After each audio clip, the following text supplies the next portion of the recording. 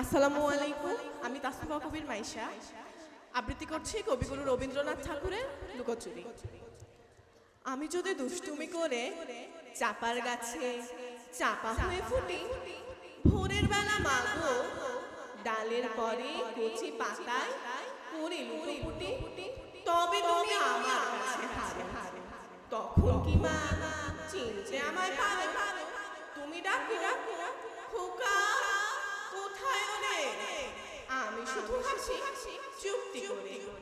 যখন তুমি থাকবে যে কাজ নিয়ে, সবই আমি দেখবো স্নানটি করে চাপার পাড়া দিয়ে আসবে তুমি পিঠেতে চুল ফেলে, এখান খায় পূজার ঘরে যাবে, দূরের থেকে ফুলের গন্ধ পাবে।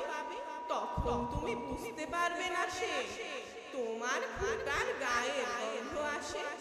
দুপুর বেলা ভারত হাতে বসবে তুমি সবার ঘরে, গাছের ছায়া ঘরের জানালাতে পড়বে এসে তোমার পিঠে কোলে।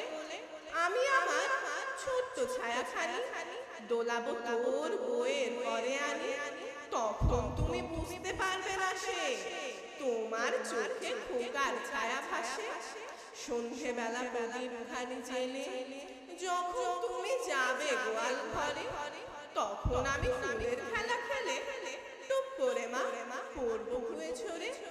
আবার আমি তোমার খোকা হব, গল্প বলো তোমায় গিয়ে কব। তুমি বলবে দুষ্টু ছিলি কোথা, আমি বলবো না সে কথা।